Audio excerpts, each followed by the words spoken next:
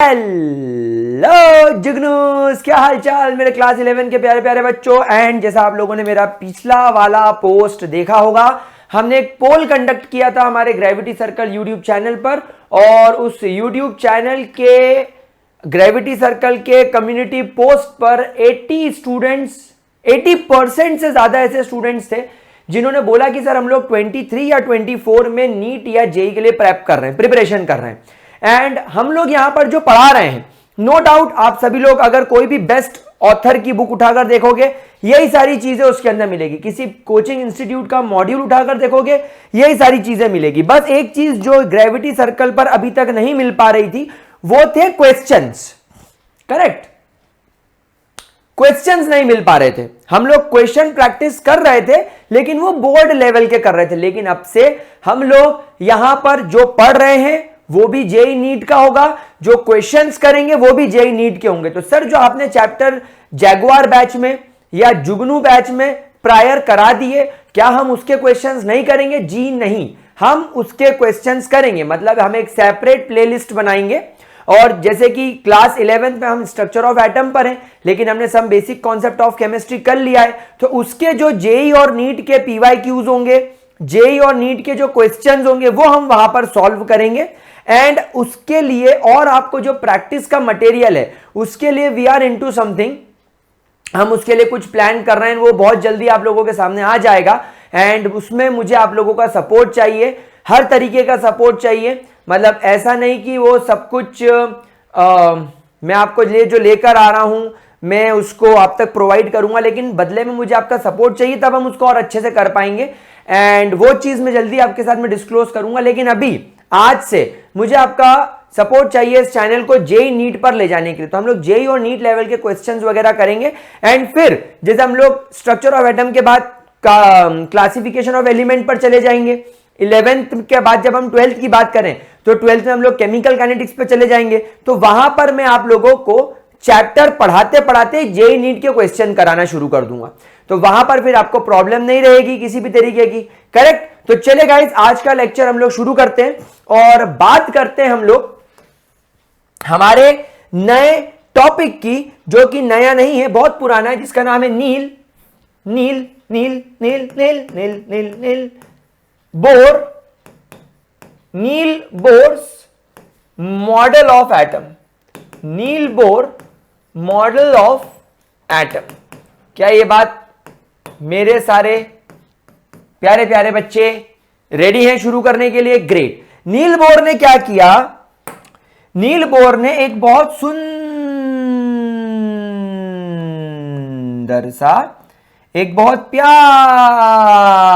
सा हाइड्रोजन का लैंप बनाया। वाह भाई वाह। इस हाइड्रोजन के लैंप को उसने बहुत सुंदर से और बहुत प्यारे से प्रिज्म पे पास किया। उसने क्या करा? एक बहुत सुंदर सा, एक बहुत प्यारा सा प्रिज्म लिया और इस प्रिज्म से उसने क्या किया? इस हाइड्रोजन लैंप से निकलने वाली लाइट को इससे पास किया। जैसे उसने पास किया, वो क्या देखता है? Oh my God, hydrogen spectrum. वो क्या देखता है? Oh my God, hydrogen spectrum. उसे एक यहां से रे निकलती हुई दिखाई दी, जिसकी जब उसने फ्रीक्वेंसी और वेवलेंथ कैलकुलेट करी, याद करो हम लोग पिछले लेक्चर में ऑलरेडी ये बाल्मर सीरीज के हिसाब से न्यू बार का फॉर्मूला 109677 पढ़ चुके थे। हम लोग लेमन सीरीज के हिसाब से वेवलेंथ का फॉर्मूला 1/λ हम लोग ये पढ़ चुके थे। हम लोग ये पूरी सीरीज बहुत अच्छे तरीके से स्टडी कर चुके थे। हमें पता था कि जब आप एक हाइड्रोजन एटम को करंट प्रोवाइड करते हो, इलेक्ट्रिसिटी प्रोवाइड करते हो, तो इसका इलेक्ट्रॉन जंप करके फर्स्ट से सेकंड में, सेकंड से थर्ड में, या फर्स्ट से थर्ड में, फर्स्ट से फोर्थ में, फर्स्ट से फिफ्थ में कहीं भी जा सकता था। उसके बाद जब वो एनर्जी छोड़ने के बाद जब वो वहां पर बोर हो जाता था, तो वो अपनी एक्स्ट्रा एनर्जी छोड़कर नीचे आकर वापस से फर्स्ट शेल में गिर जाता था। कहीं पर भी हो फर्स्ट में आ जाएगा। 7th से फर्स्ट में, 6th से फर्स्ट में, 5th से फर्स्ट में, 4th से फर्स्ट में, 3rd से फर्स्ट में, या 2nd से फर्स्ट में, कहीं से भी वो फर्स्ट में आ जाता था और ऐसा करने पर वो अल्ट्रावायलेट रेडिएशन निकालता था। सर ये अल्ट्रावायलेट रेडिएशन है कैसे पता चला? हमने यहां पर ये वाला फॉर्मूला यूज करा। हमने यहां पर क्या किया प्यारे बच्चों, ये वाला फॉर्मूला यूज करा। यहां पर हमने n1 की जगह पर 1 रखा, n2 की जगह पर हमने दूसरी वैल्यू पुटअप करी और इस तरीके से हम लोगों ने इसे सॉल्व किया। इनफैक्ट हम लोगों ने देखा कि अगर हमारा इलेक्ट्रॉन 7th शेल्स पर है तो हमने यहां पर रखा 7 और यहां पर क्योंकि वो फर्स्ट पर आकर गिर रहा है यहां पर हमने रखा 1। हमने इसको सॉल्व किया, हमें म्यू बार की वैल्यू मिली और उससे हमें लैम्डा की वैल्यू मिली। और लैम्डा की वैल्यू हम लोग ऑलरेडी इलेक्ट्रोमैग्नेटिक रेडिएशन में पढ़ चुके हैं कि जो तुम्हारा विजिबल रेंज है वो 390 नैनोमीटर से 780 नैनोमीटर के बीच का होता है। तो यहां पर तुम्हारे जो भी लैम्डा की वैल्यू होगी वो हम लोग देख लेंगे कि ये यूवी में आ रही है, किस में आ रही है। तो जब आपके नील बोर ने ये एक्सपेरिमेंट किया तो उसने पाया कि उसे एक जो रे मिल रही है, एक जो उससे एटॉमिक स्पेक्ट्रम मिल रहा है, एक जो उसे स्पेक्ट्रल लाइन मिल रही है वो अल्ट्रावायलेट रेडिएशन की मिल रही है। फिर उसने देखा कि अरे मुझे कलर्ड लाइन भी मिल रही है, मुझे कलरफुल लाइन मिल रही है। उसने बोला चलो बहुत अच्छी बात है, बहुत खुशी की बात है। फिर उसने देखा अरे मुझे एक और कलर्ड लाइन मिल रही है। उसने बोला अरे वाह ये तो बहुत ही अच्छी बात है। फिर उसने देखा कि उसको एक इंफ्रारेड रेडिएशन भी मिल रहा है। यहां पर लेट से उसे ग्रीन कलर की लाइट दिखाई दी होगी एंड लेट से यहां पर उसे समवॉट येलोइश ग्रीन कलर की लाइट दिखाई दी होगी। तो यहां पर नील बोर ने जब यह एक्सपेरिमेंट खुद से कंडक्ट किया तो ही फाइंड दैट यहां पर उसे क्या मिल रहा है, यहां पर उसे लाइन स्पेक्ट्रम मिल रहा है। यहां पर उसे क्या स्पेक्ट्रम मिल रहा है, लाइन स्पेक्ट्रम। और यहीं पर वो श्योर हो गया कि रदरफोर्ड के मॉडल में सबसे बड़ी गलती क्या थी कि रदरफोर्ड कहते थे कि उनका जो स्ट्रक्चर ऑफ एटम है, उनका जो एटम है उसमें इलेक्ट्रॉन रैंडमली घूम रहा है, प्लेनेटरी पोजीशन के हिसाब से वो रैंडमली घूम रहा है, कहीं पर भी इलेक्ट्रॉन रख दिया, कोई प्रॉपर इलेक्ट्रॉन की पोजीशनिंग नहीं बताई गई। तो ऐसे एटम का हम लोग एटॉमिक स्पेक्ट्रम क्या होगा कैसे मान ले? तो लोगों ने बोला कि यार अगर रदरफोर्ड का मॉडल सही होता तो दुनिया का हर एटम एक कंटिन्यूअस स्पेक्ट्रम छोड़ता। मतलब जब हाइड्रोजन की लाइट प्रिज्म पर गिरती तो यहां पर भी violet, indigo, blue, green, yellow, orange, red सब एक दूसरे के अंदर आपको इस तरीके से ये कंटिन्यूअस स्पेक्ट्रम जैसे मिक्स फॉर्म में दिखते। जब आप एक ब्लैक बॉडी की लाइट को प्रिज्म पर गिराते, लेकिन जब आपने यहां पर हॉट डाइल्यूट गैस यानी हाइड्रोजन गैस की निकलने वाली रोशनी को प्रिज्म पर गिराया तो आपको इस तरीके का एमिशन या लाइन स्पेक्ट्रम दिखाई दिया। तो ये लाइन स्पेक्ट्रम इस बात का प्रूफ है कि रदरफोर्ड के मॉडल में एक मिस्टेक थी और वो थी इलेक्ट्रॉन की प्रॉपर पोजीशनिंग। क्यों ऐसा क्यों? क्योंकि वो बोलते थे कि इलेक्ट्रॉन यहां पर कहीं भी घूम रहा है, लेकिन अगर इलेक्ट्रॉन यहां पर कहीं भी घूमता तो फिर आपको कंटिन्यूअस स्पेक्ट्रम मिलता। लेकिन यहां पर क्या हो रहा है, इलेक्ट्रॉन ब्लैक बॉडी रेडिएशन में जो आपने प्लैंक्स क्वांटम थ्योरी पढ़ी थी उस हिसाब से इलेक्ट्रॉन पहले एक पैकेट ऑफ एनर्जी लेगा, फिर एक पैकेट लेगा, फिर एक पैकेट लेगा। जब सफिशिएंट एनर्जी हो जाएगी तो वो जंप करके सेकेंड में चला जाएगा, फिर थोड़ी सी एनर्जी लेगा, फिर जंप करके थर्ड में चला जाएगा, फिर थोड़ी सी एनर्जी पैकेट के फॉर्म में छोड़ेगा, सेकेंड में आ जाएगा, फिर थोड़ी एनर्जी छोड़ेगा, फिर फर्स्ट में आ जाएगा। मतलब यहां पर सब कुछ डिसकंटिन्यूअस फॉर्म में चल रहा है। यहां पर सब कुछ कंटिन्यूअस नहीं, एनर्जी ले ली सेवेंथ में चलेगा, एनर्जी छोड़ दी फर्स्ट में आ गए, नहीं नहीं नहीं नहीं नहीं, यहां पर सब कुछ डिसकंटिन्यूअस फॉर्म में हो रहा है। तो इसीलिए यहां पर उन्हें लाइन स्पेक्ट्रम मिला और ये इस बात से प्रूफ होता है। अब लाइन स्पेक्ट्रम क्या होता है? लाइन स्पेक्ट्रम के अंदर आपको स्पेसिफिक लाइंस मिल रही है of specific wavelength and energy. तो नील बोर ने बोला भाई साहब यहां तो सब कुछ स्पेसिफिक स्पेसिफिक चल रहा है, यहां तो सब कुछ स्पेसिफिक है, आईआर स्पेसिफिक एनर्जी का, ग्रीन रेडिएशन स्पेसिफिक एनर्जी का, येलो रेडिएशन स्पेसिफिक एनर्जी का, अल्ट्रावायलेट स्पेसिफिक एनर्जी का। तो क्या करें? तो इस बेसिस पर उन्होंने अपने मॉडल के पोस्टुलेट्स देना चालू करे। पहला उन्होंने बोला that atom do contain nucleus, यानी रदरफोर्ड की बात को उन्होंने मानते हुए कहा कि एटम के अंदर न्यूक्लियस होता है and that contains all the protons and mass. बिल्कुल सही बात है, मैं इससे बिल्कुल भी डिनाई नहीं करूंगा, मेरी औकात ही नहीं इसे डिनाई करने की। लेकिन जब उन्होंने सेकेंड पॉइंट बोला तो उन्होंने क्या बोला कि ये जो तुम्हारा एटम है इसके बीचों बीच यहां पर आपका न्यूक्लियस है, न्यूक्लियस के अंदर आपके सारे के सारे प्रोटॉन और सारे के सारे न्यूट्रॉन भरे हुए हैं। अब इस एटम के आसपास जो इलेक्ट्रॉन्स होते हैं वो इलेक्ट्रॉन्स रैंडमली ना घूमते हुए मेरे प्यारे बच्चों,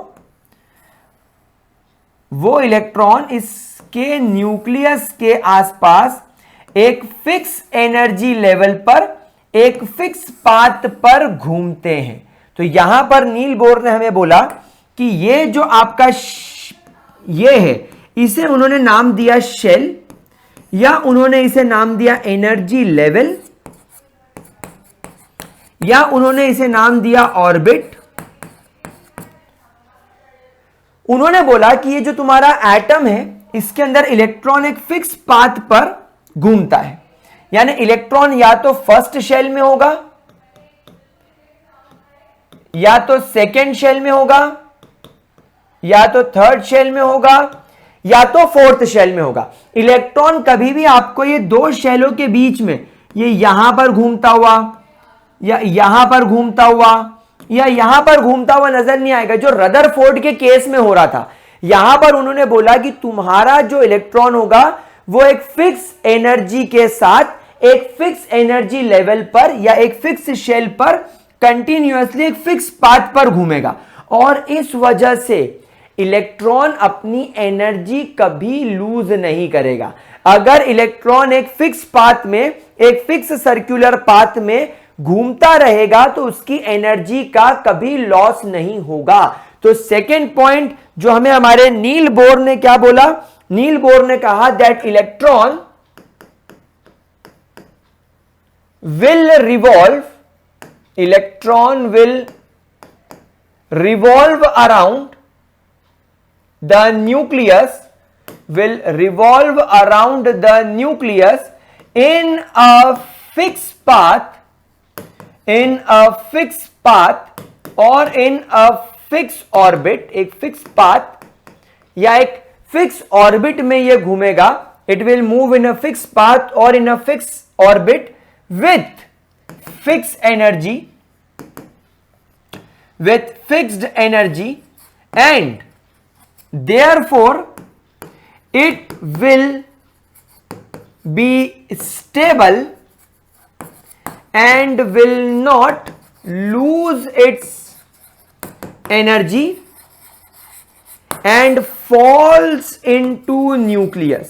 जो रदरफोर्ड के मॉडल में इन लोगों ने मिस्टेक उठाई थी कि आपका इलेक्ट्रॉन तो लगातार एनर्जी लूज करके न्यूक्लियस में घुस जाएगा, उसका जवाब नील बोर ने क्या दिया, उसका जवाब नील बोर ने दिया कि अगर रदरफोर्ड हमें ऐसा बोलते कि उनका इलेक्ट्रॉन भी एक फिक्स पाथ में फिक्स एनर्जी के साथ घूम रहा है तो उनका मॉडल सही होता, लेकिन वो ये बात नहीं बता पाए। और रदरफोर्ड ये बात क्यों नहीं बता पाए, क्योंकि रदरफोर्ड को हाइड्रोजन स्पेक्ट्रम और स्पेक्ट्रम के बारे में, प्लैंक्स क्वांटम थ्योरी के बारे में कुछ पता ही नहीं था, उन्होंने इस बारे में कभी स्टडी नहीं किया था, इसलिए उन लोगों को इस बारे में कुछ भी आइडिया नहीं था। लेकिन नील बोर ने इसकी स्टडी करके इसको एक्सप्लेन किया।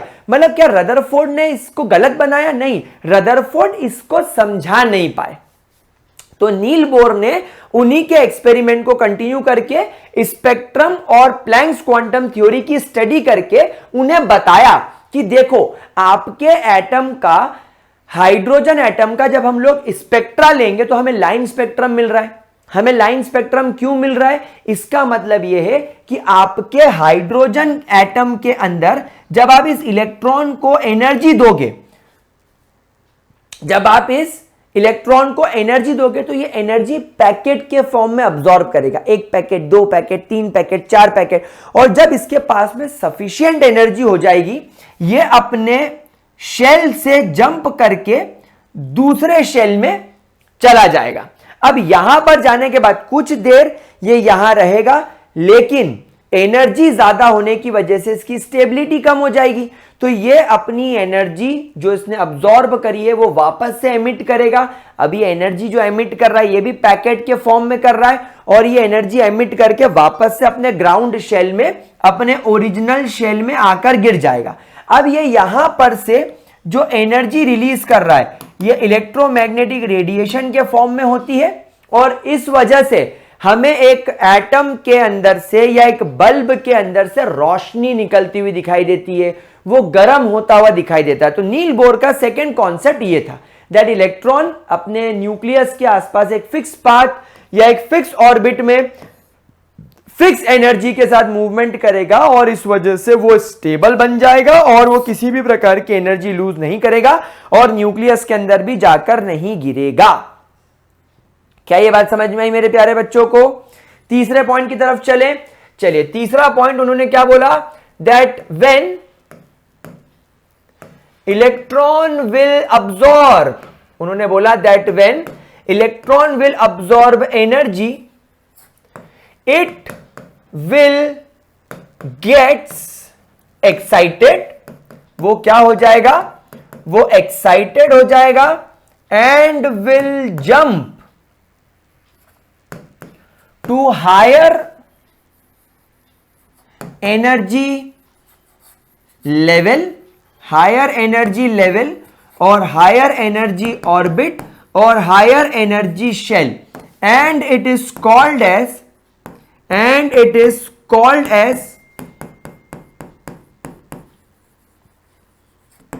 excitation of electron। क्या ये बात समझ में आई प्यारे बच्चों को? क्या ये बात समझ में आई प्यारे बच्चों को? मतलब आपका यहां पर जो न्यूक्लियस है, ये आपका न्यूक्लियस हो गया, न्यूक्लियस के आसपास ये पहला शेल, ये दूसरा शेल, ये तीसरा शेल, ये चौथा शेल, एंड सो ऑन। अब यहां पर आपने बोला कि सर मेरा इलेक्ट्रॉन तो यहां पर घूम रहा है फर्स्ट शेल में। अब आपने क्या करा, इस इलेक्ट्रॉन को एनर्जी प्रोवाइड करी। आपने क्या करा, इस इलेक्ट्रॉन को एनर्जी प्रोवाइड करी, करंट के फॉर्म में हो सकती है, इलेक्ट्रिसिटी के फॉर्म में हो सकती है, कुछ भी हो सकती है। जैसे ही आपने इसको एनर्जी प्रोवाइड करी, एनर्जी अब्सॉर्ब करते ही ये इलेक्ट्रॉन लेट से जंप करके यहां पहुंच गया। अब ये इलेक्ट्रॉन जंप करके कहां पहुंच गया, ये इलेक्ट्रॉन जंप करके यहां पहुंच गया, यानी ये अपने फर्स्ट शेल से जंप करके थर्ड शेल में आ गया। इस प्रोसेस को क्या बोला जाएगा, this process is called as excitation of electron. This process is called as excitation of electron. अब यहां पर क्या होगा, कुछ देर घूमने के बाद the electron will release the energy, will release the absorbed energy, it will release the absorbed energy and falls back to the lower energy path or lower energy orbit or lower energy shell, and it is called as D excitation of electron.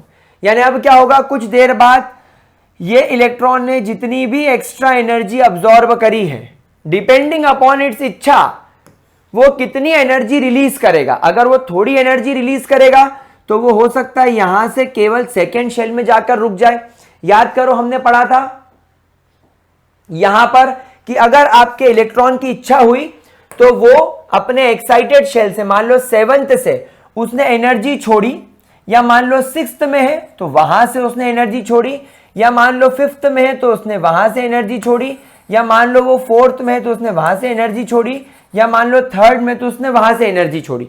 जहां भी होगा वो वहां से energy छोड़ेगा, लेकिन क्या सारी छोड़ देगा? नहीं, सारी एनर्जी छोड़ देगा तो फर्स्ट में आ जाएगा, अपनी लोवेस्ट एनर्जी में आ जाएगा, लेकिन यहां उसने सारी नहीं छोड़ी। उसने, चतरे ने अपना दिमाग लगाकर थोड़ी सी एनर्जी अपने पास रख ली और वो सेकेंड शेल में आकर गिर गया। तो जब इलेक्ट्रॉन ऐसा करता है कि वो किसी भी एक्साइटेड एनर्जी लेवल पर हो, वहां से वो केवल उतनी एनर्जी छोड़े जिससे वो सेकेंड में आके रुक जाए। मतलब जब एटम आपने लिया होगा तब तो इलेक्ट्रॉन अपने फर्स्ट शेल में होगा, और फर्स्ट शेल में इलेक्ट्रॉन के पास में बहुत लेस एनर्जी होती है, ऑब्वियसली क्योंकि वो न्यूक्लियस से करीब होगा तो एनर्जी कम होगी, तो तब उसके पास में एनर्जी नॉमिनल होगी, लीस्ट होगी। लेकिन क्या होगा, वो लीस्ट एनर्जी वाला इलेक्ट्रॉन जब एनर्जी अब्सॉर्ब करेगा तो वो 7th में चला जाएगा, 6th में चला जाएगा, 5th में चला जाएगा, 4th में, 3rd में, 2nd में चला जाएगा। लेकिन जब वो एनर्जी एमिट करेगा और एनर्जी एमिट करने के बाद जब वो नीचे गिरना शुरू होगा तब वो केवल उतनी ही एनर्जी एमिट करेगा कि वो सेकेंड में आकर रुक जाए, और ऐसी कंडीशन में आपको विजिबल रेडिएशन मिलते हैं। तो यही तो कारण था कि आपको आपके हाइड्रोजन लैंप से ग्रीन और येलो कलर की लाइट चमकती हुई दिखाई दे रही है जो आपके विजिबल रेंज की है। तो इसका मतलब हाइड्रोजन एटम में क्या हो रहा है, इलेक्ट्रॉन अपने फर्स्ट शेल से उछल के second, third, fourth, fifth, six जाता है और वहां से वापस गिर के फर्स्ट में आ जाता है। इससे उसको IR निकलता हुआ दिखाई दिया। फिर इलेक्ट्रॉन फर्स्ट से उछल के ऊपर गया और ऊपर से वापस से गिरा, लेकिन इस बार गिर के वह सेकेंड शेल में रुक गया, अब विजिबल मिला। फिर कई बार इलेक्ट्रॉन उछला और वापस आते वक्त वो केवल और केवल थर्ड में ही रुक गया, तो इससे तुमको इंफ्रारेड मिले। तो यही तो 3 रेडिएशन तुमको यहां पर मिल रहे थे, अल्ट्रावायलेट, विजिबल और इंफ्रारेड। तो ये हाइड्रोजन स्पेक्ट्रम की खासियत थी, और इसी के बेसिस पर उन्होंने बोला कि इलेक्ट्रॉन जब अपनी एनर्जी को छोड़ेगा तो वो या तो सेकंड में या तो फर्स्ट में, जहां भी जाकर गिरना चाहे वो लोअर एनर्जी लेवल पर जाकर गिर जाएगा। और ये जो एनर्जी यहां से रिलीज करेगा, ये जो एनर्जी मेरे प्यारे बच्चे यहां से रिलीज करेगा, ये इलेक्ट्रोमैग्नेटिक रेडिएशंस के फॉर्म में होगी, और इनकी आप एनर्जी कैलकुलेट करके पता लगा सकते हो कि ये कौन से टाइप के रेडिएशन छोड़ रहा है। तो इलेक्ट्रॉन यहां पर एनर्जी अब्सॉर्ब करने के बाद ही हायर एनर्जी लेवल पर जाएगा और एनर्जी रिलीज करने के बाद में लोअर एनर्जी लेवल पर आएगा। उसके अलावा अगर आप आपके इलेक्ट्रॉन को ना तो एनर्जी ले रहे हो ना एनर्जी दे रहे हो, तो इलेक्ट्रॉन कंटिन्यूअसली अपने एक फिक्स शेल में, फिक्स पाथ में घूमता रहेगा। यहां पर उन्होंने 5वां पॉइंट बोला कि इलेक्ट्रॉन जब अपने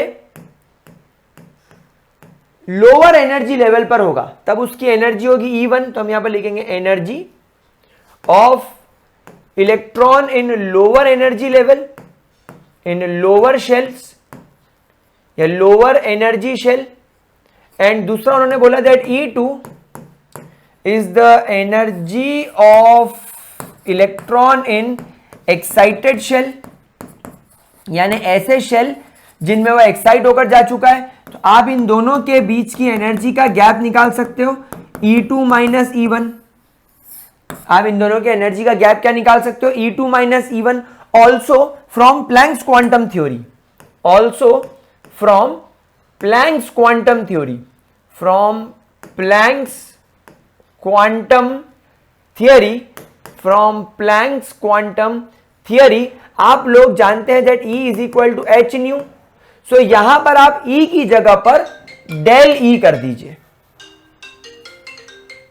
यहां पर आप लोग E की जगह पे क्या कर दीजिए, डेल E कर दीजिए, और डेल E की वैल्यू आपको कहां से मिलेगी, E2 माइनस E1 से मिलेगी।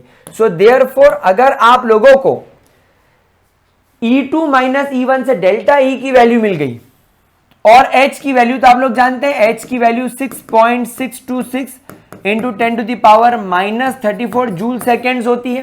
तो यहां पर न्यू यानी frequency will become equal to delta E upon H। तो आप ये फॉर्मूले से फ्रीक्वेंसी भी पता लगा सकते हो कि तुम्हारे एटम से कौन से फ्रीक्वेंसी वाली लाइट निकल रही है, और फ्रीक्वेंसी की मदद से आप लैम्डा निकाल सकते हो। तो ये सब चीजें जुड़ गई, ये सब चीजें इंटरलिंक हो गई। आप लोग मालूम है कि आपको जब लैम्डा की वैल्यू मिल जाएगी तो लैम्डा की वैल्यू हो जाएगी C बाय न्यू। तो आप फिर इस फॉर्मूले से लैम्डा निकाल सकते हो। तो तुमको तुम्हारी एनर्जी मिल गई, तुमको तुम्हारा फ्रीक्वेंसी मिल गया, तुमको तुम्हारा वेवलेंथ मिल गया। मतलब इस पर्टिकुलर हाइड्रोजन एटम से कौन कौन से रेडिएशन निकल रहे हैं, इनकी पूरी इंफॉर्मेशन आपको मिल सकती है। क्या ये चीज क्लियर हुई? और इस तरीके से हमें धीरे धीरे एटम के बारे में इंफॉर्मेशन मिलने लगी कि रदरफोर्ड के मॉडल के हिसाब से केवल न्यूक्लियस की जानकारी थी, इलेक्ट्रॉन रैंडमली कहीं भी पड़ा हुआ था, और अगर इलेक्ट्रॉन कहीं भी घूमेगा, दूर चला गया, फिर पास आ गया, फिर दूर चला गया, तो आपको कंटिन्यूअस स्पेक्ट्रम मिलता है। लेकिन रियल में आपको एक हाइड्रोजन के एटम से कौन सा स्पेक्ट्रम मिल रहा है? Line spectrum. और लाइन स्पेक्ट्रम इस बात का सबूत है कि लाइन स्पेक्ट्रम तभी मिलेगा जब इलेक्ट्रॉन एक फिक्स एनर्जी लेवल पर, एक फिक्स पाथ पर फिक्स एनर्जी के साथ घूमेगा। एनर्जी दोगे तो हायर एनर्जी लेवल पर जाएगा, एनर्जी छोड़कर लोअर एनर्जी लेवल पर आ जाएगा। कभी भी इलेक्ट्रॉन आपको इन बिटवीन द शेल्स दिखाई नहीं देगा। क्या यह बात यहां तक मेरे प्यारे बच्चों को क्लियर हुई? आगे चलते हैं और नील बोर के 6th पॉइंट की तरफ चलते हैं। नील बोर ने बड़ी इंटरेस्टिंग बात ऑब्जर्व करी जो कि रदरफोर्ड ने भी बताई थी, अगर आप लोगों को याद हो, कि इमेजिन करो ये तुम्हारा न्यूक्लियस है। इमेजिन करो ये आप लोगों का प्यारे किडीज न्यूक्लियस है। न्यूक्लियस के पास में यहां पर इलेक्ट्रॉन है जो न्यूक्लियस के आसपास एक सर्कुलर पाथ में घूम रहा है। इस प्रकार से न्यूक्लियस घूम रहा है। तो गाइस न्यूक्लियस से इलेक्ट्रॉन घूम रहा है, सॉरी, न्यूक्लियस से इलेक्ट्रॉन के बीच का डिस्टेंस r है। इलेक्ट्रॉन जिसका मास m है और वो वेलोसिटी v के साथ घूम रहा है। तो यहां पर इस तरीके की चीजों का आप लोग एंगुलर मोमेंटम, आप इस तरीके से यहां पर एंगुलर मोमेंटम निकाल सकते हैं। That is m into v into R, that is your angular momentum. m into v into R, m into v into R, that is m is the mass of electron, r is the radius or we can say distance, आप इसको ऐसा लिख लीजिए distance, r is the distance between nucleus and electron and v is velocity। तो ये आपका angular momentum हो गया। अब अगर मान लो इफ तुम्हारा जो इलेक्ट्रॉन है वो यहां पर अपने फर्स्ट शेल में घूम रहा होगा, तो यहां से यहां का डिस्टेंस r ले लिया आपने। Mass of the electron is fixed 9.1 into 10 to the power -31।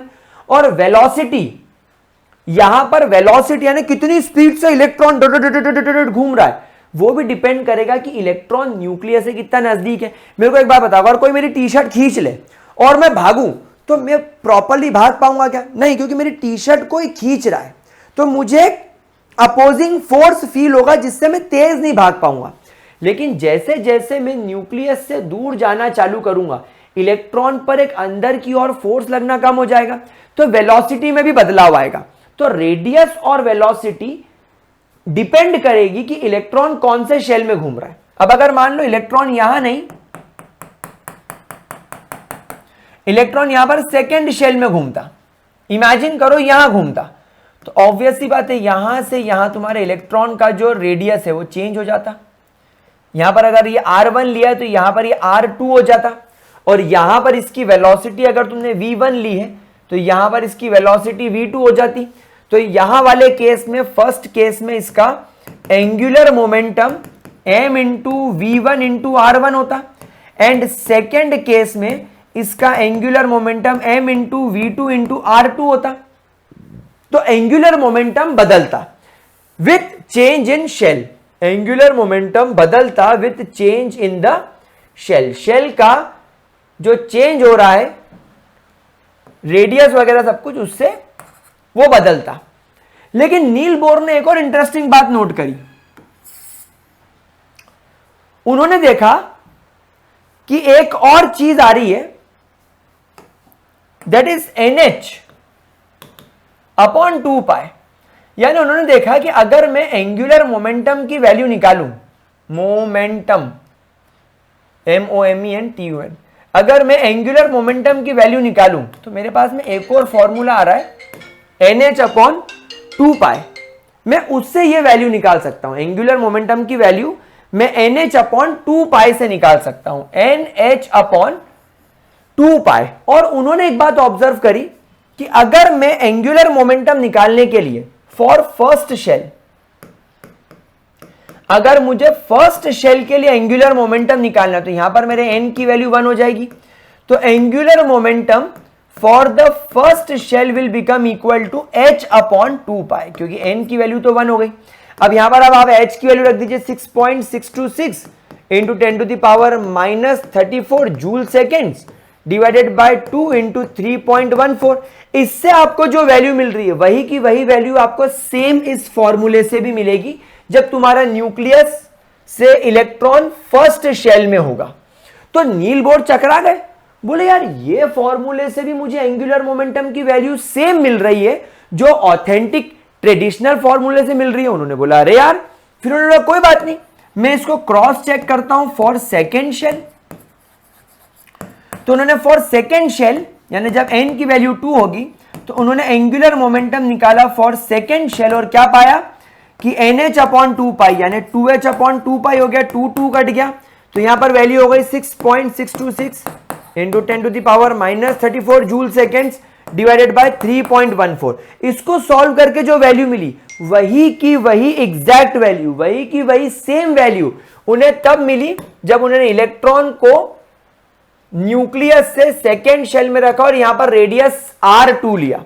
तो उन्होंने बोला अरे यार ये क्या हो रहा है यार, ये क्या हो रहा है कि मैं इस फॉर्मूले से भी एंगुलर मोमेंटम निकाल पा रहा हूं, इस फॉर्मूले से भी एंगुलर मोमेंटम निकाल पा रहा हूं। सो देयरफॉर ये इस चीज को एक्सप्लेन नहीं कर पाई। यहां पर सब लोग स्टार बनाकर एक पॉइंट लिखेंगे और यही बड़ा इंटरेस्टिंग फंडा है, ये आइंस्टाइन बाद में एक्सप्लेन करेंगे। डी ब्रोगली ड्यूअल नेचर जब पढ़ेंगे तब आइंस्टाइन इसे एक्सप्लेन करेंगे, सब स्टार बना के लिखेंगे, वहां पूछूंगा तुम लोगों से। तो उन्होंने बोला that actually he was not able to explain, he was not able to explain, वो इसे एक्सप्लेन नहीं कर पाए थे that why NH/2π is equal to m into v into r। ये क्यों हो रहा था, he was not able to explain but he was able to find कि ऐसा हो रहा था।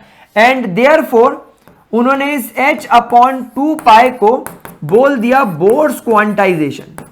क्या बोल दिया, Bohr's quantisation. Sir Bohr's quantisation का मतलब क्या है बेटा, क्वांटाइज मतलब फिक्स्ड, पक्का, फाइनल।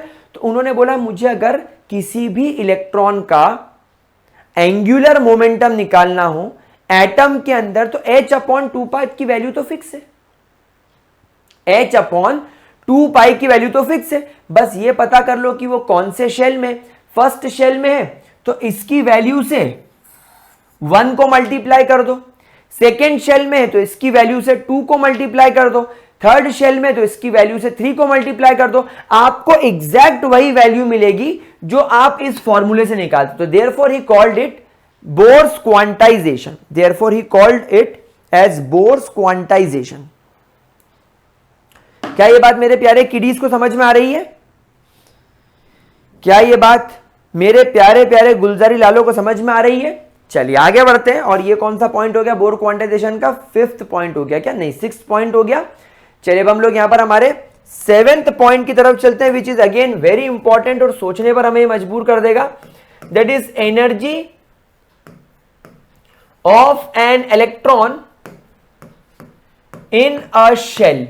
एक शेल में इलेक्ट्रॉन की एनर्जी क्या होगी। गाइस इसका फॉर्मूला आप लोग यूज करेंगे, energy of electron in the nth shell.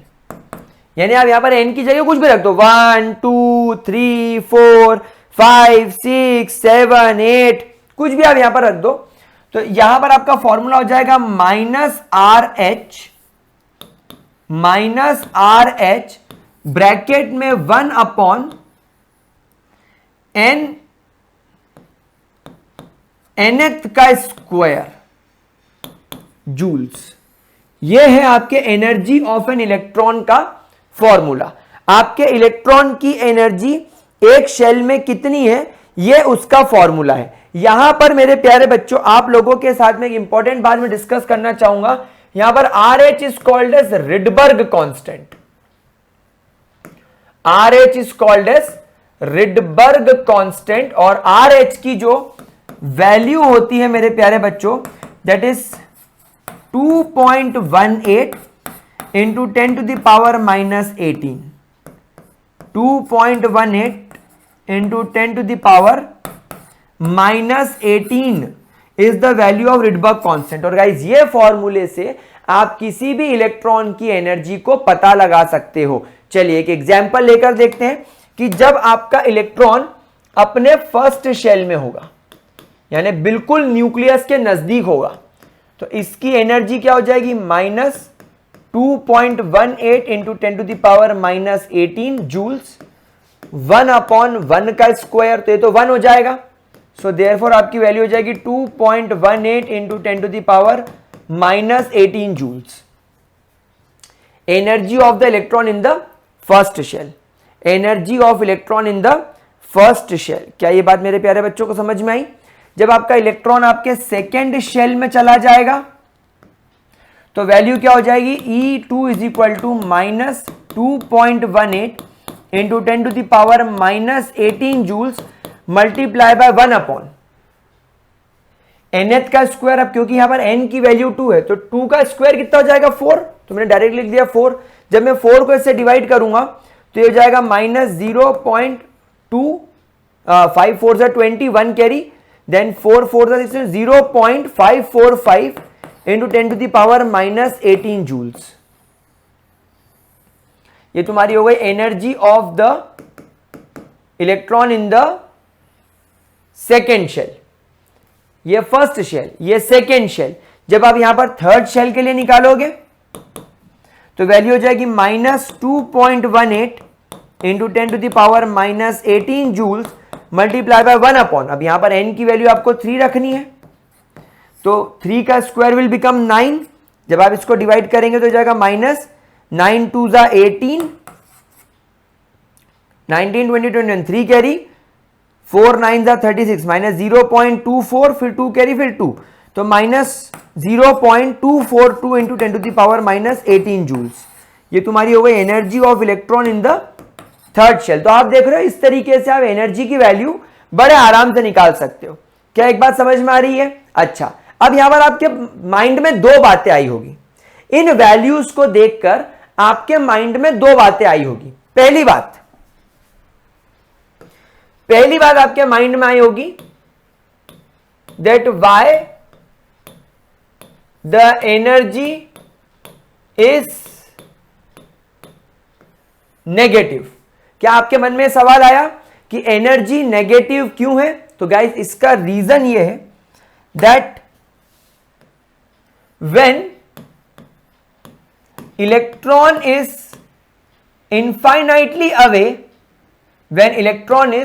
Infinitely away from nucleus. आप इमेजिन करो कि आपका जो न्यूक्लियस है वो इनफाइनाइट टाइम्स दूर हो गया। आपका जो न्यूक्लियस से इलेक्ट्रॉन इनफाइनाइट टाइम्स अवे हो गया, तो इसकी एनर्जी हम क्या मानेंगे? एनर्जी जब ये इनफाइनाइट टाइम्स हो जाएगा तो -2.18 इंटू 10⁻⁻18 जूल्स, 1/इनफाइनाइट। तो गाइस ये तो पूरा ही खत्म हो गया, so therefore its energy will be 0। So therefore its energy will become equal to 0। तब इसकी एनर्जी 0 होगी। Now as electron moves closer to nucleus, जब आपका इलेक्ट्रॉन क्लोजर टू न्यूक्लियस जाता है, जब आप न्यूक्लियस के तरफ जाओगे, न्यूक्लियस में क्या होता है? when electron moves closer to nucleus have protons and therefore an attractive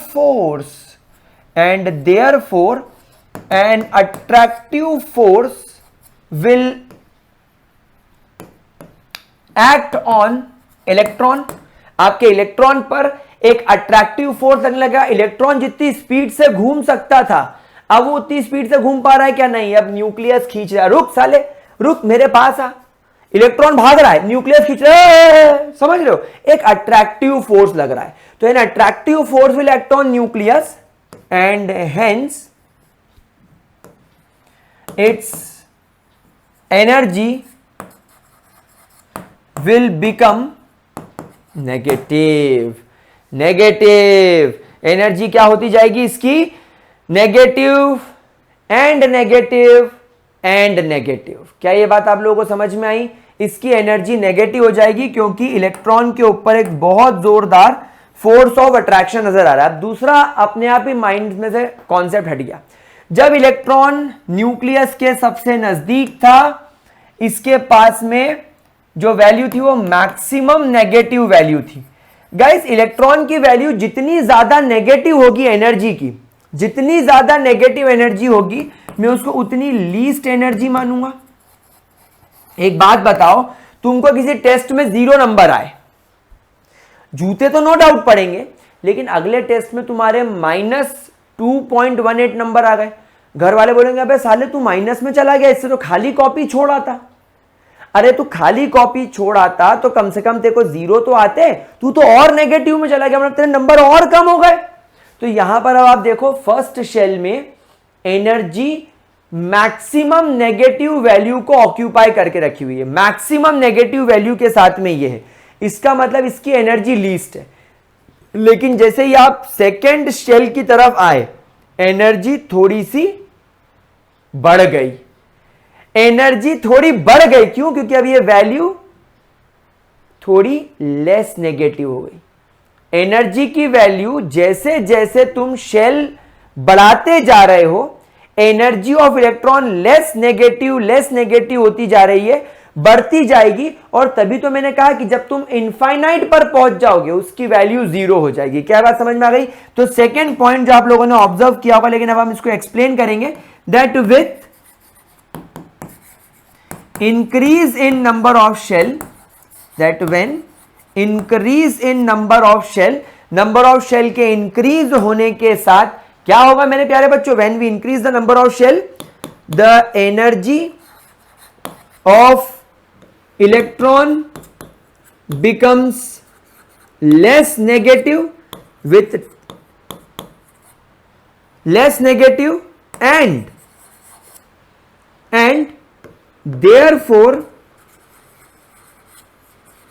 energy of electron increases as it move away from nucleus, as it move away from nucleus। भाई सीधी सी बात है ना, तुम इमेजिन करो तुम एक स्कूल में बैठे हो, एक बहुत खड़ूस फिजिक्स का या मैथ्स का मास्टर यहां पर है, और तुम बिल्कुल इसके सामने वाली टेबल पर बैठे हो, तो तुम्हारी मजा लेके तुम हिल लो, फ्लाइंग चप्पल, फ्लाइंग छड़ी, फ्लाइंग तमाचे रिसीव करवा देगा ये।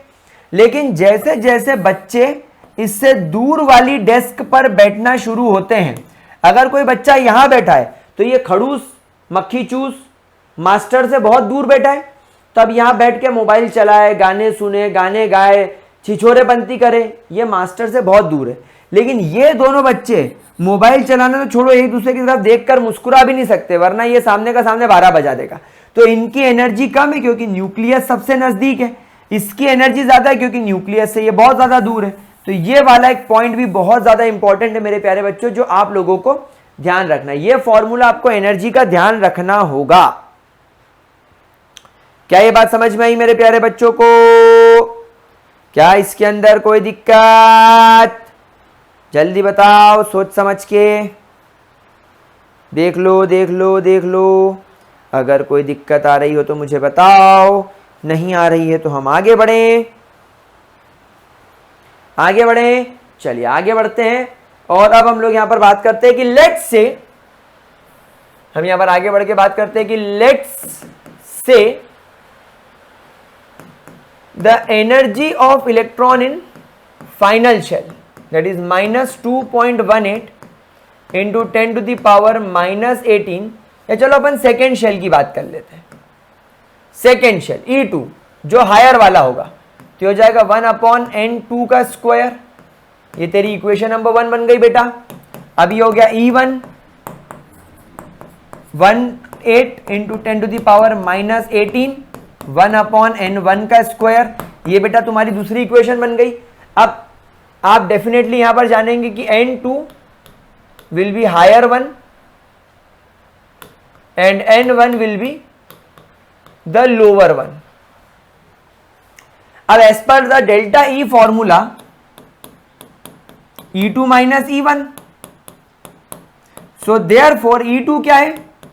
-2.18 into 10 to the power -18 1/n N2 का स्क्वायर माइनस 2.18 इंटू 10⁻⁻18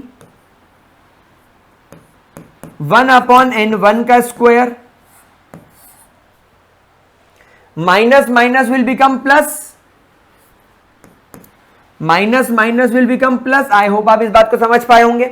अब this one and this one is common, तो हम माइनस 2.18 इंटू 10⁻,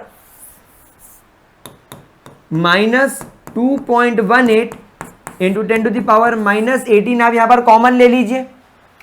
और यहां पर आप, क्योंकि यहां पर आपने ये प्लस नहीं लेना है इसलिए हम लोग यहां पर माइनस ले रहे हैं, तो ये वैल्यू आगे आ जाएगी, तो हो जाएगा 1/n1 का स्क्वायर माइनस 1/n2 का स्क्वायर। और ये माइनस मैंने ऑलरेडी बाहर कॉमन ले लिया था और मैंने यहां पर साइन चेंज कर दिया, मैंने यहां पर प्लस को माइनस कर दिया, इसलिए n1 आगे आ गया, n2 पीछे चला गया। अदरवाइज अगर आप यहां पर प्लस लेते तो n2 आगे रहता, n1 पीछे रहता, लेकिन हमको वो करना नहीं है, हमको एनर्जी की वैल्यू नेगेटिव में चाहिए होती है, इसलिए हम लोग नेगेटिव ही लेकर आगे बढ़ेंगे।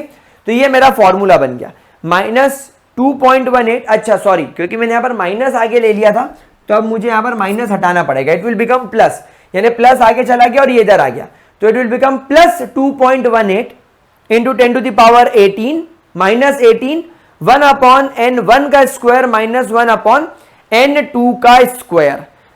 तो इस तरीके से आप लोग डेल्टा ई की वैल्यू जब इच्छा हो आपकी, आप तब निकाल सकते हो, बहुत आराम से बिना किसी परेशानी के निकाल सकते हो। तो ये वाला फॉर्मूला भी मेरे प्यारे बच्चों आप लोग हमेशा ध्यान रखिएगा। अब एक बात मैं आपको यहां पर बता दूं, जब कभी भी हम लोग न्यूमेरिकल क्वेश्चन सॉल्व करेंगे, अगर क्वेश्चन में तुम्हें बोला गया है कि एनर्जी एमिट हो रही है, यानी एक इलेक्ट्रॉन एनर्जी छोड़ रहा है, एक इलेक्ट्रॉन एनर्जी छोड़ रहा है, एमिट कर रहा है, तब ध्यान रखिएगा आपको n1 की वैल्यू n2 से बड़ी मिलेगी, तब आपको n1 की वैल्यू n2 से बड़ी मिलेगी। मतलब आपका जो इलेक्ट्रॉन जो आपके इनिशियली दिया गया होगा कि आपका इलेक्ट्रॉन शुरुआत में इस शेल में, ऑब्वियस सी बात है हायर शेल में होगा, जैसे 1 2 3 4, मान लो बोला गया तुम्हारा इलेक्ट्रॉन अभी यहां पर 4th एनर्जी लेवल पर है और ये एनर्जी छोड़कर फर्स्ट एनर्जी लेवल पर आ गया, तो तुम्हारे n1 जो इनिशियल है वो 4 होगा और तुम्हारा n2 जो है, जो तुम्हारा जो फाइनल है, वो तुम्हारा यहां पर 1 होगा। तो n1 की वैल्यू n2 से बड़ी होगी, कब? जब तुम्हारा इलेक्ट्रॉन एनर्जी रिलीज कर रहा होगा, जब तुम्हारा इलेक्ट्रॉन एनर्जी रिलीज कर रहा होगा, इस वक्त तुम्हारे n1 की वैल्यू n2 से बड़ी होगी। क्या ये बात आप लोगों को समझ में आई मेरे प्यारे बच्चों? और यहां वाले केस में आप दुनिया इधर से इधर हो जाए, आपके डेल्टा ई की वैल्यू आपको हमेशा नेगेटिव मिलेगी, क्योंकि एमिशन हो रहा है। हम लोग सब जानते हैं जब कभी भी एनर्जी एमिट होती है, जब कभी भी एनर्जी एमिट होती है, यही होता है एनर्जी रिलीज करी जाती है। लेकिन अगर बाय चांस आपको अब्जॉर्प्शन स्पेक्ट्रम दे दिया गया हो, नाउ अब्जॉर्प्शन स्पेक्ट्रम का मतलब क्या है मेरे प्यारे बच्चों? तुम्हारा इलेक्ट्रॉन यहां पर है और उसने एनर्जी अब्जॉर्ब कर ली और वो जंप करके लेट से यहां चला गया थर्ड एनर्जी लेवल पर, तो बेटा यहां वाले केस में तुम्हारे n1 की वैल्यू n2 से छोटी हो जाएगी।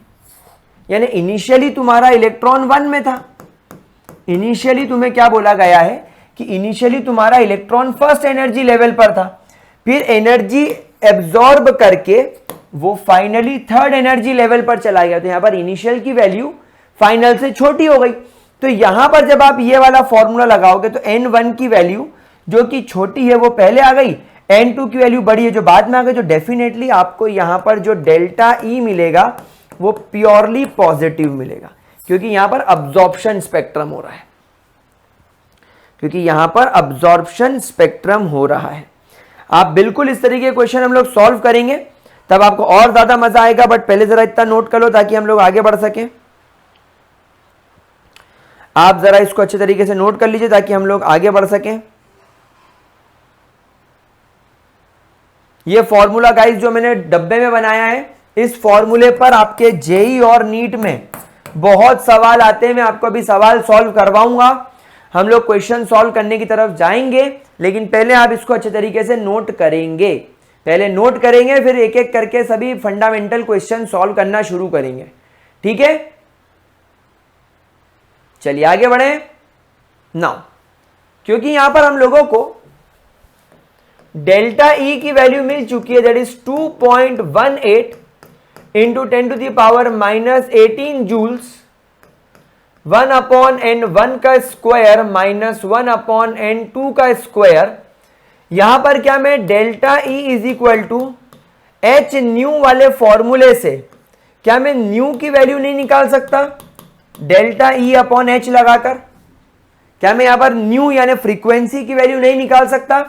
सो न्यू मतलब आपके रेडिएशन के द्वारा या आपके एटम के द्वारा कितनी फ्रीक्वेंसी की लाइट एमिट करी जा रही है।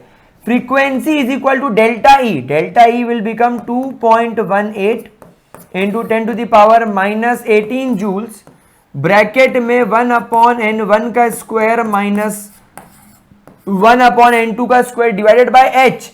एच क्या है? एच तो सर आपका प्लैंक्स कांस्टेंट है, जिसकी वैल्यू 6.626 इंटू 10⁻⁻34 जूल्स सेकेंड होती है। सेकेंड से सेकेंड कट, जूल से जूल कट गया, यहां पर आपको वैल्यू मिलेगी 3.29 माइनस 34 ऊपर जाके हो जाएगा प्लस 34 एंड 34 में से 18 हटाने के बाद और इसको करने में मुझे वैल्यू मिलेगी प्लस 15 इंटू 10⁻15, वही ब्रैकेट में 1/n1 का स्क्वायर यानी ब्रैकेट में 1/n2 का स्क्वायर। और यहां पर आपको ये फॉर्मूले से आपको आपके फ्रीक्वेंसी की वैल्यू मिल जाएगी एंड विद दिस फॉर्मूला आपको आपके फ्रीक्वेंसी की वैल्यू मिल जाएगी, दैट इज 3.29 और यहां पर ऑब्वियसली पर सेकेंड इसकी यूनिट होगी। तो एक और फॉर्मूला मैंने डिराइव करा दिया, देखो मजाक मजाक में आराम से मस्ती करते करते हम लोगों ने एक और फॉर्मूला निकाल लिया। अरे वाह सर, ये तो बहुत अच्छा हो गया, ये तो बहुत मजेदार काम हो गया, ये तो बहुत ही ज्यादा औसम चीज हो गई। क्या ये चीज मेरे प्यारे बच्चों को क्लियर हुई? Is this very much clear to you प्यारे प्यारे बच्चों? क्या हम आगे बढ़े? क्या हम आगे बढ़े मेरे प्यारे बच्चों? चलिए, अच्छा सर मेरे को तो म्यू बार की वैल्यू चाहिए, मेरे को तो वेव नंबर की वैल्यू चाहिए, मेरे को तो वेव नंबर की वैल्यू चाहिए। जो करके करना हो करो, लेकिन मुझे वेव नंबर की वैल्यू निकाल कर बताओ। वेव नंबर क्या होता है? Wave number is 1/λ। लैम्डा की वैल्यू कैसे निकलती है? म्यू बाय वेव लेंथ की वैल्यू निकलती है c/म्यू से, where lambda is your wavelength. Lambda क्या है मेरे प्यारे बच्चों? आपका वेव लेंथ है। म्यू क्या है प्यारे बच्चों? आपकी फ्रीक्वेंसी है। एंड c क्या है? Velocity of light. तो जब मैं यहां पर लैम्डा की जगह वैल्यू रखूंगा तो यहां पर हो जाएगा c/न्यू। So nu bar will be equal to c/न्यू। अब अभी अभी आप लोगों ने न्यू की वैल्यू तो अभी अभी निकाली है। क्या बात कर रहे हो सर, कहां निकाली? अबे ये किसने निकाली? अरे सर ये तो हमने ही निकाली, तो बस रख दो। पर सेकेंड 1/n1 का स्क्वायर माइनस 1/n2 का स्क्वायर डिवाइडेड बाय वेलोसिटी की वैल्यू तो दुनिया में सब जानते हैं, 10⁸ मीटर्स पर सेकेंड। पर सेकेंड से पर सेकेंड कट गया, 3 जब इसको काटेगा तो 3 1 3.10। क्या मैं इसको अप्रोक्सीमेटली 1.1 मान लू क्या? नहीं, लोग बोलते हैं कि इसको आप 1.0 एग्जैक्ट निकालो तो हो जाएगा 1.09677 पर मीटर, 1/n1 का स्क्वायर माइनस 1/n2 का स्क्वायर। ये तुम्हारे न्यू बार की वैल्यू हो गई। सर एक बात क्या मैं आपसे पूछ सकता हूं? सर क्या एक बात मैं आपसे पूछ सकता हूं? क्या हमने ये वैल्यू देखी देखी नहीं लग रही है हमको? क्या हमको ये वैल्यू देखी देखी नहीं लग रही है? तो एक काम करते हैं, इसको 10⁻7 भी कर लेते हैं, क्योंकि ये कौन लगाएगा? ये तो इसको डिवाइड करा, ये जाके जब ऊपर जाएगा तो -8, तो ये हो जाएगा +7। तो सर पूरी वैल्यू लिखा करो, पागल हो क्या सर? 1/n1 का स्क्वायर, भावनाओं में भे जाते हो सर आप, 1/n2 का स्क्वायर। तो ये तुम्हारा फॉर्मूला बन गया। सर ये फॉर्मूला मुझे कुछ देखा देखा लग रहा है सर। अगर मैं 1 2 3 4 5 10⁵ को अगर मैं तरह मल्टीप्लाई कर दूं तो 109677 बच जाएगा इंटू 10⁵2 पर मीटर। सर अगर 10⁵2 को हटा दिया जाए तो ये 109677 पर सेंटीमीटर नहीं हो जाएगा? अरे सर ये तो वही फॉर्मूला है जो हाइड्रोजन स्पेक्ट्रम में निकाला था आपने। सर ये तो वही फॉर्मूला है जो आपने पिछले लेक्चर में बताया था। कहां गया सर? ये रहा 10967 n1 का स्क्वायर। अरे सर ये तो वही फॉर्मूला है n1 का स्क्वायर। अरे अच्छा ओके, तो आपने इसको डिराइव करके बता दिया। ओके, तो अब आप यहां पर चाहें तो इस फॉर्मूले को या तो ऐसा यूज करें या तो आप 109677 सेंटीमीटर पर सेंटीमीटर 1/n1 का स्क्वायर माइनस 1/n2 का स्क्वायर रख के कर सकते हैं। अच्छा सर समझ में आ गया, बहुत बढ़िया सर, बहुत बढ़िया बहुत बढ़िया, एकदम किक लगी, एकदम मजा आ गया, फील आ गई, एकदम से फील आ गई सर। क्या आप सभी लोगों को feel I? Very good, awesome, शानदार। क्या ये चीज यहां तक सबको क्लियर? कोई परेशानी, कोई दिक्कत, कोई वांदा? चलिए इसके बाद रदरफोर्ड ने और सक्सेस पाई। बहुत सारे बच्चों के मन में सवाल आया होगा कि क्यूब है, टपोरी, हलकट, तू आर की वैल्यू कहां से निकालेगा, तू वेलोसिटी की वैल्यू कहां से निकालेगा? तो नील बोर ने बोला अपुन है ना हंसा, मैं हूं ना हंसा, मैं तुम्हें सिखाऊंगा। हाय हाय प्रफुल्ल कैसे? तो यहां पर हम लोग निकालेंगे बोर्स रेडियस। आइए हम और आप मिलकर यहां पर खेले कौन बनेगा करोड़पति और निकाले बोर्स का रेडियस। क्या आप सभी लोग रेडी हैं? बिल्कुल। तो मान लीजिए कि यह है तुम्हारा न्यूक्लियस, टूनू टूनू टूनू टू, और ये न्यूक्लियस के आसपास ये इलेक्ट्रॉन जो कि एज यूजुअल न्यूक्लियस से आर डिस्टेंस पर है, सर्कुलर पाथ में यह वेलोसिटी v के साथ घूम रहा है जिसका मास m है। क्या बात समझ में आ रही है? क्या यहां तक किसी को कोई दिक्कत? अब यहां पर समझने वाली बात यह है कि डेफिनेटली न्यूक्लियस को इलेक्ट्रॉन को अपनी ओर खींचने की बहुत ज्यादा चूल मच रही होगी। तो न्यूक्लियस इलेक्ट्रॉन को अपनी ओर खींच रहा होगा, न्यूक्लियस इलेक्ट्रॉन को अपनी ओर खींच रहा होगा, जिसे हम बोलेंगे सेंट्रीपिटल फोर्स, जिसे हम क्या बोलेंगे? सेंट्रीपिटल फोर्स, और it is also called as coulombic force, और it is also called as coulombic force. And coulombic force का फॉर्मूला होता है 1/4πε0। इसको क्या बोलते हैं? इसको बोलते हैं एप्सिलॉन नॉट। जिन बच्चों को नहीं पता लिख लो एप्सिलॉन नॉट, 1/4πε0। यह आपको इलेक्ट्रोस्टैटिक इलेक्ट्रिसिटी वगैरह के अंदर आएगा into Q1 Q2 by R square. What is Q1? Q1 एक पॉजिटिवली चार्ज्ड बॉडी है एंड Q2 एक नेगेटिवली चार्ज बॉडी है। ये दोनों एक दूसरे से r डिस्टेंस पर सेपरेटेड है। तो या तो ये दोनों एक दूसरे की तरफ मूव करेंगे या एक दूसरे से अवे मूव करेंगे। इस हिसाब से आप लोग इलेक्ट्रोस्टैटिक में से कूलम्बिक फोर्स की वैल्यू निकाल सकते हैं। तो ये आपके कूलम्बिक फोर्स का फॉर्मूला बन गया। क्या चीज क्लियर हो गई? दूसरा, जैसा कि आप लोगों को रदरफोर्ड ने बताया था कि या नील बोर ने बताया था कि जब इलेक्ट्रॉन न्यूक्लियस से एक फिक्स्ड पाथ पर घूमता हुआ नजर आएगा तो इसकी एनर्जी लूज नहीं होगी और वो न्यूक्लियस में जाकर नहीं गिरेगा। इसे एक अपोजिट फोर्स बैलेंस करता है जो कि कहलाता है सूडो फोर्स, जिसे आप सेंट्रीफ्यूगल फोर्स बोलते हैं, जिसे आप लोग सेंट्रीफ्यूगल फोर्स बोलते हैं। गाइस हमेशा एक बात ध्यान रखना सेंट्रीफ्यूगल फोर्स एक सूडो फोर्स होता है, रियल में नहीं होता, लेकिन हम इसे मानते हैं कि यह है। तो जब आप एक पत्थर लेकर ऐसे ऐसे ऐसे ऐसे घुमाते हो तो पत्थर का धागा आपके हाथ में, तो वो तो दिख रहा है कि तुम धागे को पकड़ के घुमा रहे हो, लेकिन पत्थर तुम्हारे सर पर आकर क्यों नहीं गिर रहा है?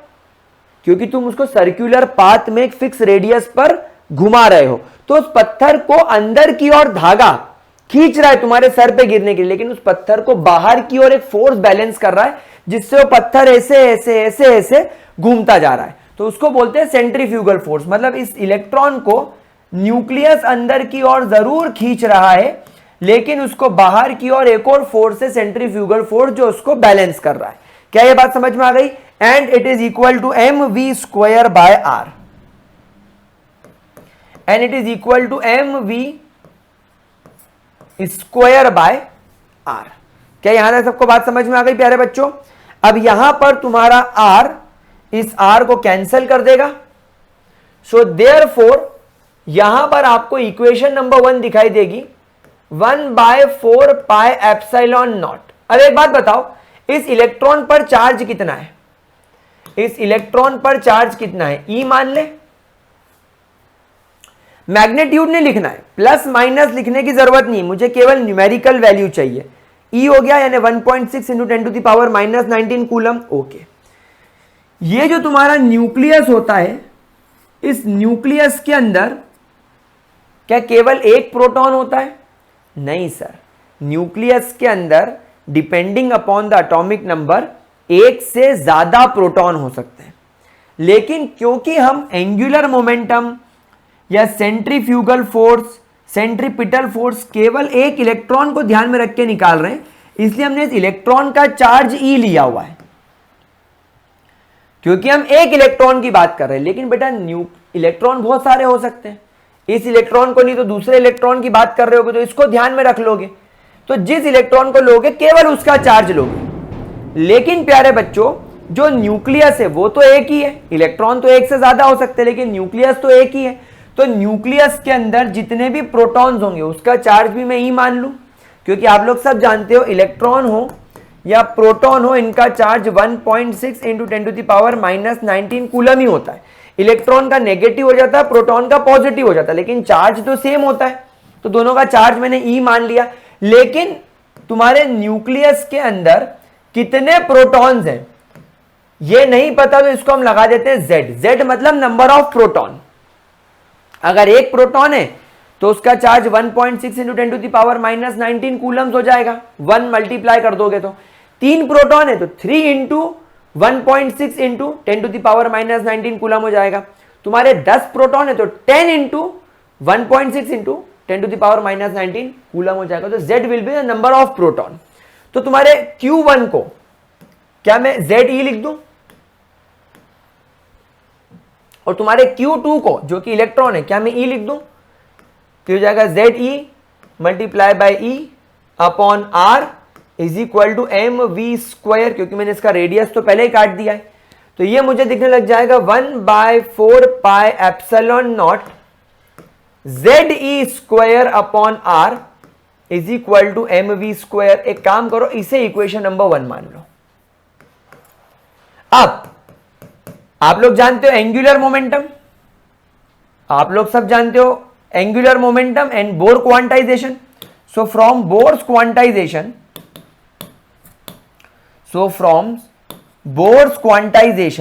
बोर्स क्वांटाइजेशन हम लोग जानते हैं m इंटू V into R is equal to NH upon 2 पाई।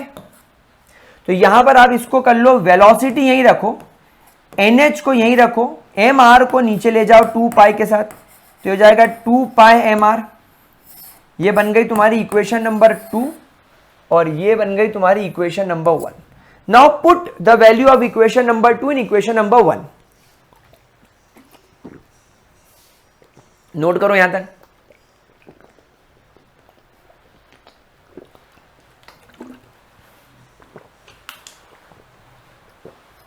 ठीक है, लिख लिया? चलिए, तो हम लोग जानते हैं,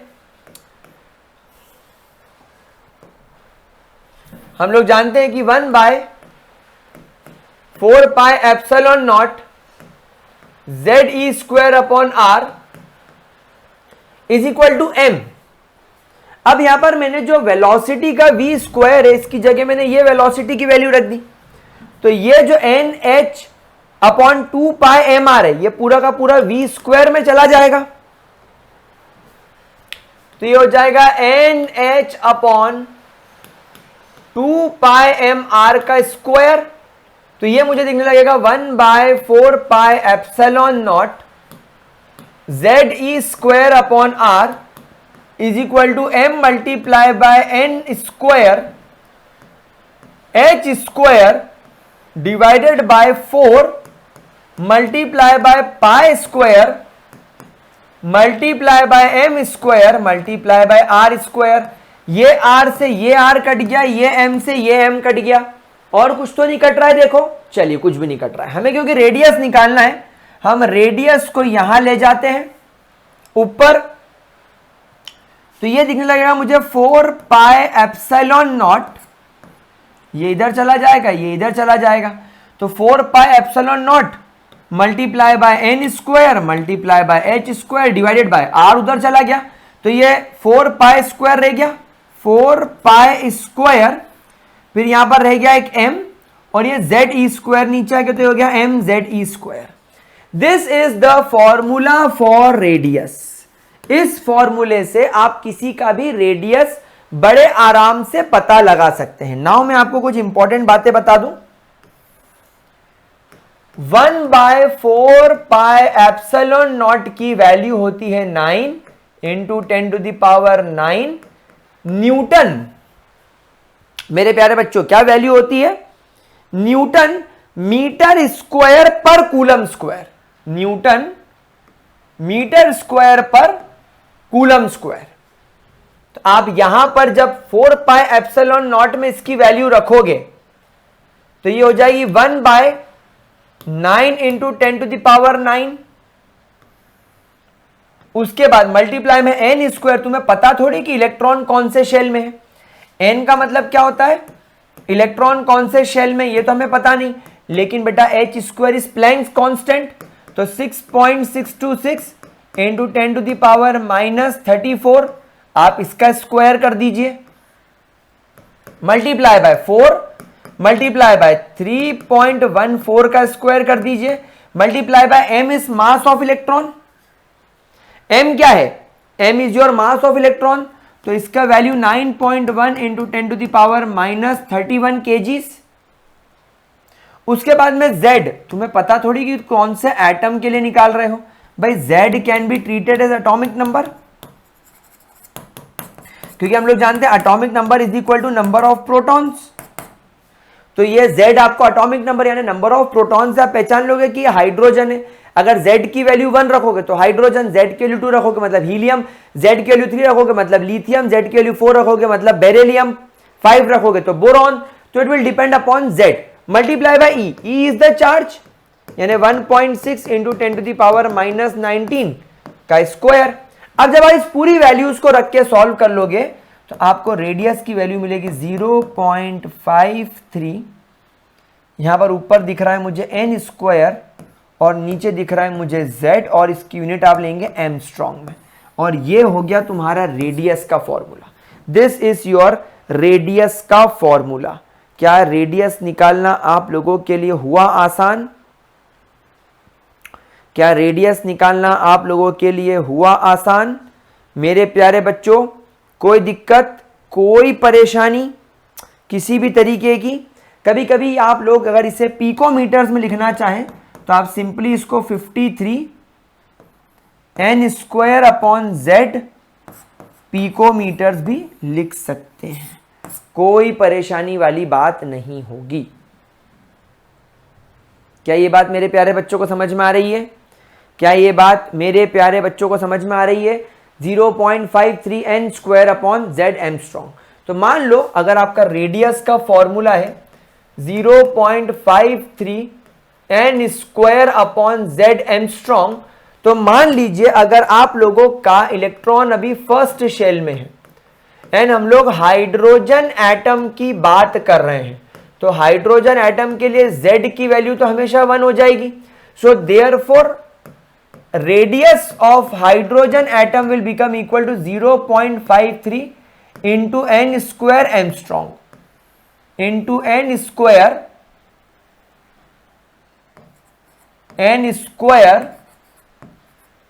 एमस्ट्रॉन्ग। z की वैल्यू तो मैंने 1 रख दी। अब जब आप यहां पर n की वैल्यू 1 रखेंगे तो radius of first shell will be 0.53 angstrom, क्योंकि n की वैल्यू 1 का स्क्वायर करके भी क्या ही उखाड़ लोगे। जब तुम सेकेंड शेल पर जाओगे तो 0.53, खतरनाक बिजली गिरी भाई, खतरनाक बिजली गिर रही है बाहर, छुप जाओ सब अपने अपने घरों में छुप जाओ। इंटू एन स्क्वायर, 2 का स्क्वायर हो जाएगा 4, तो 4 3 जा 12, 1 कैरी, 5 4 जा 20, 20 प्लस 1 21, तो 2.12 एमस्ट्रॉन्ग। देखो रेडियस बढ़ गया, रेडियस बढ़ गया। फिर उसके बाद में R3 पे आ जाओ, 0.53 इंटू 9, 3 का स्क्वायर विल बिकम 9, 9 3 जा 27, 2 कैरी, 5 9 जा 45, 46 47, 4.77 एमस्ट्रॉन्ग हो गया। तो ये आप इस तरीके से आराम से जब आपकी इच्छा हो आप लोग रेडियस की वैल्यू निकाल सकते हो। ठीक है, चलिए आगे बढ़े। अब हम यहां पर बात करते हैं वेलोसिटी की, कि बोर ने इलेक्ट्रॉन की वेलोसिटी निकालने के लिए क्या किया। सबसे पहले उसने वही वाला फॉर्मूला लिखा, mvr is equal to NH upon 2 pi. ये उसने सबसे पहला फॉर्मूला लिख लिया बिना किसी परेशानी के, बिना किसी परेशानी के उसने ये फॉर्मूला लिख लिया। आपको यहां तक कोई परेशानी तो नहीं। अब उसने फ्रॉम रेडियस, रेडियस का फॉर्मूला क्या था, आप यहां पर पेज पलटाएं और देखें 4 pi epsilon naught n square h square, 4 pi epsilon naught n square h square upon 4 pi square m z e square. क्या मैंने सही फॉर्मूला लिखा, 4 pi square m z e square, 4 pi square m z e square, बिल्कुल सही formula लिखा हम लोगों ने। देखो मजेदार फॉर्मूला है, put 2 in 1, put 2 in 1, put 2, तो ये हो जाएगा m into v into r की जगह आ जाएगा 4 pi epsilon naught n square h square upon 4 pi square m z e square is equal to nh upon 2 pi.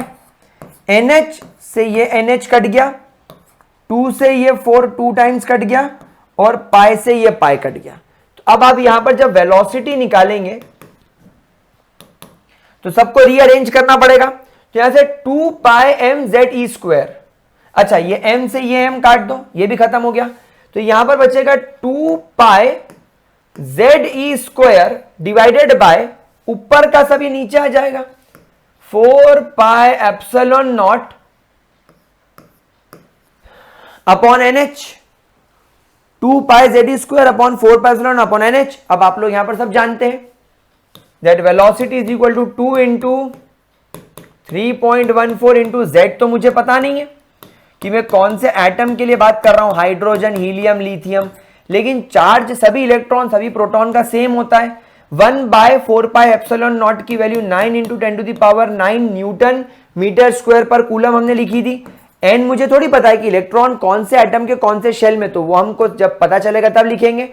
And 6.626 into 10 to the power minus 34 will be your Planck's constant। तो यहां पर मेरे प्यारे बच्चों velocity की final value निकल कर आएगी 2.19 into 10 to the power 8,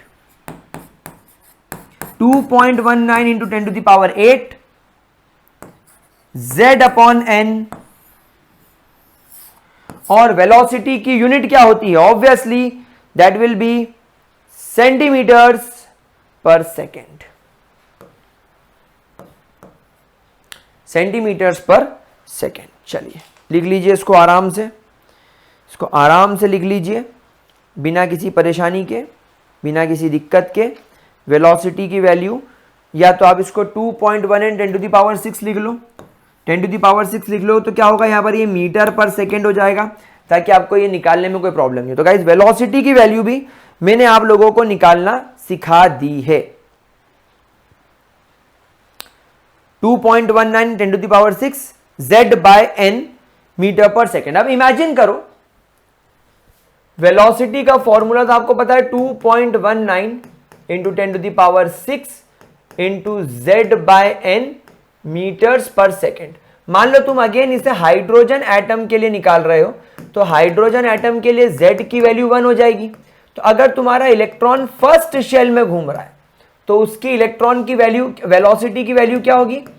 2.19 into 10 to the power 6 into Z की वैल्यू 1 और N की वैल्यू भी 1, तो दब 1 ही 1 हो गया, तो मीटर पर सेकेंड। ये फर्स्ट की वैल्यू हो गई, velocity of electron in first shell. Second shell की बात करें so 2.19 into 10 to the power 6 into 1, क्योंकि Z की वैल्यू तो 1 रहेगी लेकिन N की वैल्यू हो जाएगी 2, तो it will become 1.095 into 10 to the power 6 metre per second. जब हम लोग N की वैल्यू यहां पर 3 रखेंगे तो इसकी वेलोसिटी हो जाएगी 2.19 into 10 to the power 6 multiply by 1/3, क्योंकि यहां पर तुम्हारे वेलोसिटी की वैल्यू तो 3 हो गई, तुम्हारे वेलोसिटी की वैल्यू तो 3 से डिवाइड हो जाएगी क्योंकि यहां पर n की वैल्यू 3 है, तो ये हो जाएगा 0.73 21 3 3 9, हाँ, into 10 to the power 6 metres per second. यानी क्या हो रहा है, जैसे जैसे तुम न्यूक्लियस से तुम्हारा इलेक्ट्रॉन दूर जा रहा है उसकी वेलोसिटी कम होती जा रही है, इसकी वेलोसिटी कम होती जा रही है। ठीक है, कोई दिक्कत मेरे प्यारे बच्चों? तो इसका मतलब यह है कि आपके इलेक्ट्रॉन की वेलोसिटी बढ़ती जाएगी जैसे जैसे वो न्यूक्लियस की तरफ जाता जाएगा, एंड जैसे जैसे वो न्यूक्लियस से दूर जाता जाएगा उसकी वेलोसिटी डिक्रीज होती जाएगी। यानी velocity of electron increases with decrease in number of shell, और we can say as it moves closer to the nucleus. क्या ये बात मेरे प्यारे प्यारे बकुड़ों को समझ में आई, मेरे निंजा चाचा को समझ में आई? चलिए अब गाइस एक काम करेंगे, आज का लेक्चर बहुत ज्यादा बड़ा हो गया है क्या? अरे बाप रे, 1 घंटे 17 मिनट के आसपास रिकॉर्डिंग टाइम दिखा रहा है। सो अब हम लोग आज के लेक्चर को यहीं पर करते हैं फिनिश। जैसा मैंने आप लोगों से प्रॉमिस किया था, जेई और नीट के लेक्चर्स बना रहा हूं, तो आप देखो लेवल भी वही रखा है, पहले भी वही लेवल रखा था, आज भी वही लेवल रखा है। अब हम लोग जेई और नीट के क्वेश्चन सॉल्व करेंगे। तो अगले क्लास में हम लोग बात करेंगे जेई और नीट के अलग अलग क्वेश्चंस के ऊपर। So thank you so much for joining, bye bye मेरे प्यारे बच्चों। अगली क्लास में जेई नीट के पीवाईक्यूज या जो क्वेश्चंस होंगे वो सॉल्व करेंगे। तो तब तक के लिए bye bye, take care, good night, hasta la vista kiddies.